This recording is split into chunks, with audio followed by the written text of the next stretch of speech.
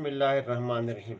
Last video में हमने rules of debit and credit और हमने इंक्रीज और decrease assets, liabilities and capital owner equity की रिकॉर्डिंग की थी। हमने उस वीडियो में हमने ये सीख चुके हैं कि एसेट्स, लायबिलिटीज और कैपिटल कब इंक्रीज कब डिक्रीज, और अब आज हमने उसको बाकायदा तौर पर एनालाइज करके rules of debit and credit. तो फर्स्ट मैं ट्रांजैक्शन भी लिखता जाऊंगा, उसको एनालाइज भी करता जाऊंगा, रूल डेबिट एंड क्रेडिट हम डिसाइड करेंगे, और साथ हमने जनरलाइजिंग भी कर लेनी है कि डेबिट और क्रेडिट को जनरल में कैसे रिकॉर्ड करना है, कैसे लिखना है हमें।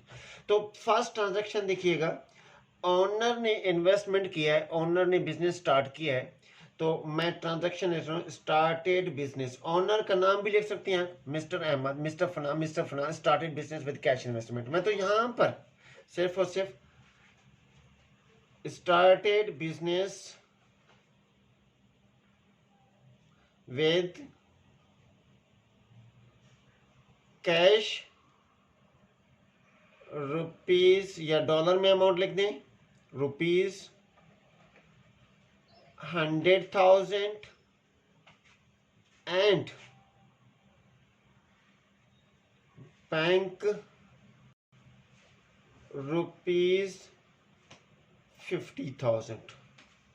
ठीक, ट्रांजैक्शन पहले मैंने किया है। कारोबार के मालिक ने कारोबार स्टार्ट किया और बिजनेस को 100,000 कैश और 50,000 जो दिया है वो बैंक में जमा करा के, बैंक के अकाउंट में डिपॉजिट करा के बैंक के अकाउंट में जमा करा दिया उसने। ठीक, अब एक ट्रांजैक्शन में कम से कम, लास्ट टाइम मैंने बताया था कि कम से कम 2 अकाउंट, और 2 अकाउंट से कम नहीं होता। ये कहें कि हम एक ही अकाउंट होगा। अकाउंट कौन से होंगे? हमने लास्ट लेक्चर में जहाँ हमने क्लासिफिकेशन ऑफ अकाउंट, उनमें से अकाउंट होंगे। वो एसेट में भी हो सकता है, वो एक्सपेंस में भी हो सकता है, वो लायबिलिटीज भी हो सकते हैं, वो रेवेन्यू भी हो सकते हैं, और साथ एक्सपेंसेस भी हो सकते हैं। ठीक, तो यहाँ पर इस ट्रांजैक्शन में हम फर्स्ट नंबर पे इसको हम एनालाइज करते हैं। तो हम इसको क्या करते हैं, एनालाइज करने के लिए पहला पॉइंट है कि इस ट्रांजैक्शन में इन्वॉल्व अकाउंट के कितने अकाउंट इस ट्रांजैक्शन में इन्वॉल्व हैं। अब स्टार्टेड बिजनेस विद कैश, तो एक अकाउंट तो बिजनेस का क्या है कि कैश है।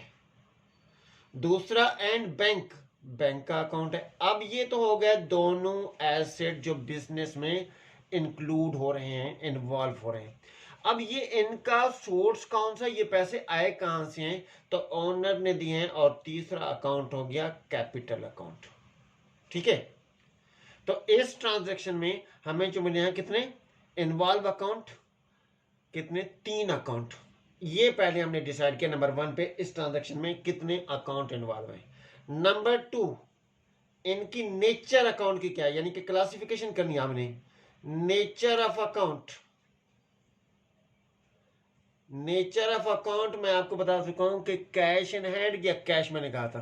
तो ये हमारा अकाउंट है, कौन सा है? एसेट। अभी हमने करंट और नॉन करंट की बात ही नहीं करनी, सिर्फ हमने क्या पहचान करनी है? Assets, liabilities, capital, owner equity, इस तरह की पहचान करनी है हमने। तो बैंक भी हमारा एसेट है, ठीक, और कैपिटल ओनर इक्विटी है। ऑनर की इन्वेस्टमेंट है ना, ऑनर्स,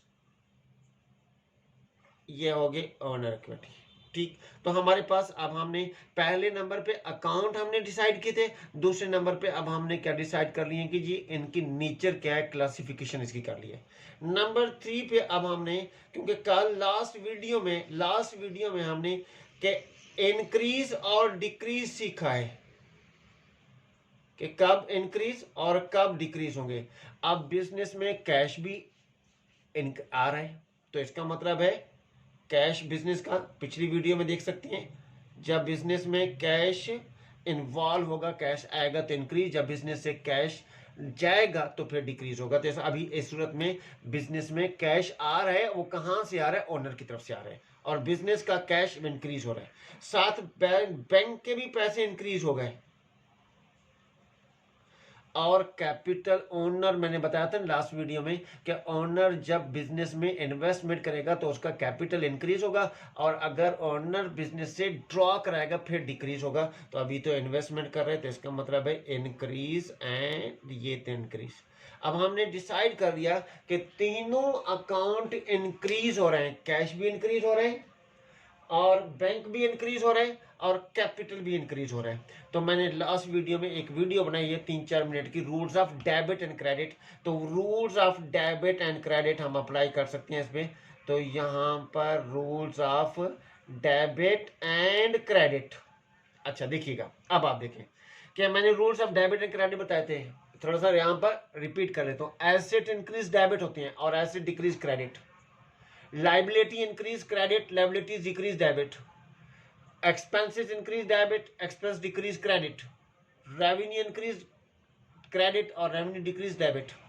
ठीक इसी तरीके से कैपिटल जो ओनर इक्विटी है वो इंक्रीज होता है तो क्रेडिट और डिक्रीज होते हैं डेबिट। अब आप यहाँ पर देखें, कैश हमारा एसेट अकाउंट है और ये एसेट अकाउंट इंक्रीज होता है तो डेबिट हो जाएगा rules of debit and credit के मुताबिक। बैंक भी हमारा एसेट अकाउंट है और ये एसेट भी इंक्रीज हो रहा है तो ये भी डेबिट हो गया। कैपिटल ओनर इक्विटी है, ओनर इक्विटी इंक्रीज होती है डेबिट और ओनर इक्विटी डिक्रीज होती है तो क्रेडिट हो जाती है। तो ओनर इक्विटी इंक्रीज हो रही है तो क्रेडिट। अब हमने डिसाइड कर दिया तीनों अकाउंट को, कौन सा, cash account debit, bank account debit और कैपिटल अकाउंट क्रेडिट। अब देखें अमाउंट कितना है, कैश की अमाउंट कितना है जी 100,000, बैंक की अमाउंट कितनी है जी 50,000। अब टोटल अमाउंट किसने दिया, ओनर ने, कितनी दिया टोटल 1,50,000। अब हम इसका जनरल बनाएंगे। तो जनरल के लिए हमने क्या करना है, लाइन ड्रॉ करनी है, फर्स्ट डेट सीरियल नंबर। ठीक, तो ये हम लाइन ड्रॉ कर लेते हैं, स्केल से ड्रॉ कीजिएगा। ठीक है, दूसरे में पर्टिकुलर या डिस्क्रिप्शन। ठीक है, पर्टिकुलर या डिस्क्रिप्शन, ये कॉलम आपका बड़ा होना चाहिए। तीसरे नंबर पे पोर्टफोलियो या पोस्ट रेफरेंस की ट्रांजैक्शन का रेफरेंस नंबर देना होगा। ठीक है, और उसके बाद दो कॉलम हमारे पास, एक डेबिट का कॉलम और एक क्रेडिट का कॉलम क्या होने चाहिए, हमारे दोनों कॉलम इक्वल होने चाहिए, डेबिट एंड क्रेडिट ये दोनों कॉलम इक्वल होने चाहिए। ठीक, हमारे पास अब हम क्या करें, ट्रांजैक्शन पहले डिसाइड किया हमने, क्या क्या उसका डेबिट एंड क्रेडिट डिसाइड किया। अब ये जनरल तो हेडिंग डालिएगा जर्नल। ठीक है, जनरल एंड जनरल। ठीक है जी, अब हमारे पास ये ट्रांजैक्शन में हमने डिसाइड कर दिया। अब हमने यहां पर अगर डेट लिखी होगी क्वेश्चन में, ट्रांजैक्शन में, तो डेट लिखेंगे, पहले ईयर लिखेंगे।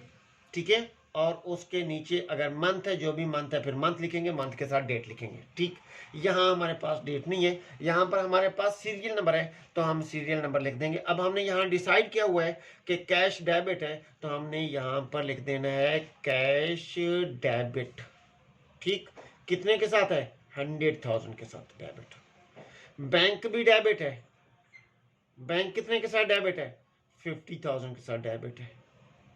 और कैपिटल, अब दोनों डेबिट थे तो हमने एक ही लाइन में लिख दिया। जब क्रेडिट आएगा तो क्रेडिट को थोड़ा सा यहां से क्या कर देंगे, आगे बढ़ा कर लिखेंगे। तो मैंने कैपिटल को, ताकि पता चल जाए, वाजे हो जाए कि कैपिटल कितनी अमाउंट के साथ है, 1,50,000 के साथ इस टोटल। यानी कि डेबिट और क्रेडिट हमेशा इक्वल होगा, डेबिट एंड क्रेडिट क्या होगा, हमेशा इक्वल होगा। ठीक है, और अगर आप नरेशन लिखना चाहें तो इसके नीचे नरेशन लिख दीजिएगा, टू रिकॉर्ड स्टार्ट बिजनेस, इतनी नरेशन लिख देनी है और ब्रैकेट के अंदर ही लिख देनी है। तो पहली ट्रांजैक्शन हमने जनरलाइज कर लिया। ट्रांजैक्शन नंबर अब हम चलते हैं ट्रांजैक्शन 2, सेकंड ट्रांजैक्शन की तरफ। ठीक है, अब सेकंड ट्रांजैक्शन में है, हमने लिखा है कि परचेज्ड फर्नीचर ₹15,000 का फर्नीचर खरीदा है। अब यहां पर हमने क्रेडिट की बात नहीं की। जब क्रेडिट या ऑन अकाउंट का अल्फाज या नेम ऑफ कंपनी आ जाए ना, अगर यहां पर होता ना purchase furniture 15,000 from XY company, from ABC company, तो अगर ये बात आ जाती तो कंपनी इंडिकेट कर रही है जब इस तरह किया जाए, यानी कि कैश का वर्ड नहीं है, तो फिर ये इंडिकेट कर रहा है कि ये ट्रांजैक्शन क्रेडिट ट्रांजैक्शन है। ठीक है, ये ट्रांजैक्शन क्या है? क्रेडिट ट्रांजैक्शन है। जब ये इंडिकेट कर रहा है क्रेडिट ट्रांजैक्शन है तो हमें ये पता चल जाएगा इसे। अब यहां पर मैंने ना तो नेम ऑफ कंपनी लिखा है, ना ऑन क्रेडिट का अल्फाज यूज किया है, ना ऑन अकाउंट का अल्फाज यूज किया है कि जो कि इंडिकेट दे हमें कि ये क्रेडिट ट्रांजैक्शन, लिहाजा ये ट्रांजैक्शन कैश ट्रांजैक्शन है। क्योंकि ट्रांजैक्शन दो तरह की होती है ना, एक कैश ट्रांजैक्शन और एक क्रेडिट ट्रांजैक्शन। कैश ट्रांजैक्शन में कैश इन्वॉल्व है, क्रेडिट ट्रांजैक्शन उधार पे होती है। ठीक, तो ये कैश ट्रांजैक्शन। तो हमारे पास उसी तरीके से फर्स्ट के इन्वॉल्व अकाउंट, इन्वॉल्व अकाउंट जी, क्या कितने अकाउंट हैं? एक तो फर्नीचर का अकाउंट हो गया और दूसरा अकाउंट हो गया cash. Number 2, nature of account, इनकी classification. Nature of account, nature of account मैंने आपको लिखवाया था कि फर्नीचर जो होता है वो एसेट्स होता है, और फर्नीचर एसेट होता है और कैश भी एसेट है, ये दोनों एसेट हैं। नंबर 3, हमने यहाँ पर इंक्रीज की बात करनी है और डिक्रीज की बात करनी है, इंक्रीज एंड डिक्रीज। ठीक है जी। अब जरा देखिएगा, फर्नीचर आपने खरीदा तो फर्नीचर आपके बिजनेस में आ रहे हैं, तो ये एसेट तो हो गया इंक्रीज। ठीक है, आपके बिजनेस से कैश जा रहा है, साहब आपने कैश पे कर दिया, तो ये कैश हो गया डिक्रीज। तो एक एसेट इंक्रीज हो रहा है, एक एसेट डिक्रीज। नंबर 4 पे rules of debit and credit apply करने, rules of debit and credit apply करने हैं, एनालाइज हो रही हैं, और साथ हम जर्नल में रिकॉर्डिंग कर रहे हैं इसकी कि कैसे इस डेबिट क्रेडिट डिसाइड करने के बाद जनरल में रिकॉर्ड करनी है हमने। ठीक है, क्योंकि हमने इस बुक में, तो फर्नीचर एसेट है, rules and debit and credit के मुताबिक एसेट इंक्रीज होते हैं तो डेबिट, और कैश एसेट डिक्रीज होता है तो क्रेडिट। तो यहाँ डिसाइड हो गया फर्नीचर डेबिट और कैश क्रेडिट, तो हमने डेट डालनी है, नंबर 2 डाल देना है, तो फर्नीचर अकाउंट डेबिट, ठीक है जी, और कैश अकाउंट क्रेडिट। जब क्रेडिट आया तो मैंने कहा था ना कि थोड़ा सा आगे बढ़ाकर लिखना है, तो अमाउंट 15,000 के साथ फर्नीचर डेबिट। अब फर्नीचर डेबिट है तो फर्नीचर के कॉलम में और उसी के सामने उसी लाइन में कैश क्रेडिट है, तो क्रेडिट के कॉलम में कैश क्रेडिट है तो क्रेडिट के कॉलम में। ठीक है, कैश क्रेडिट है तो किस कॉलम में? क्रेडिट के कॉलम में। ठीक, और उसी के सामने क्रेडिट को थोड़ा सा हमने आगे बढ़ाकर लिखना है, और नरेशन लिखनी है बेशक, टू रिकॉर्ड परचेज फर्नीचर लिख दें, बस इतनी नरेशन लिख दें। नंबर 3 पे ट्रांजैक्शन आ रही है। अब मैंने कैश ट्रांजैक्शन किए, अब हम क्रेडिट ट्रांजैक्शन कर रहे हैं। तो अब मैं लिख रहा हूं परचेज्ड इक्विपमेंट। इक्विपमेंट का मतलब है कि बिजनेस का कोई ऑफिस में मशीनरी वगैरह है, कोई कंप्यूटर, फोटोस्टेट मशीन, कोई ऐसी चीज है, और वो भी खरीदी गई है ऑन क्रेडिट, ऑन अकाउंट, या कंपनी का नाम आ जाए, तो ₹10,000 की मशीनरी खरीदी गई है, इक्विपमेंट। तो यहाँ इस ट्रांजैक्शन में कितने अकाउंट है? 2 अकाउंट है। एक तो है इक्विपमेंट अकाउंट, तो नंबर 1 इन्वॉल्व अकाउंट। नंबर 2 पे क्या नेचर डिसाइड करना है इस ट्रांजैक्शन में से। नंबर 3 पे नेचर ऑफ अकाउंट। नंबर 3 पे इंक्रीज और डिक्रीज डिसाइड करना है। नंबर 4 पे rules of debit and credit हमने डिसाइड करना है। तो इस ट्रांजैक्शन में एक इक्विपमेंट है, इक्विपमेंट खरीदा गया है, तो यहां पर साफ साफ लिखा है कि ऑन क्रेडिट के उधार पर खरीदा गया है, जिसकी पेमेंट बाद में की जाएगी। तो बेटा बाद में पेमेंट करने के लिए कौन सा अकाउंट आता है? Accounts payable, trade payable. ठीक है, अकाउंट्स पेएबल, लाइबिलिटीज। तो यहां पर अकाउंट्स पेएबल लिखो या ट्रेड पेएबल लिख दो, अकाउंट्स पेएबल। ठीक, अकाउंट इक्विपमेंट क्या है? एसेट है। अकाउंट पेएबल क्या है? लाइबिलिटी है।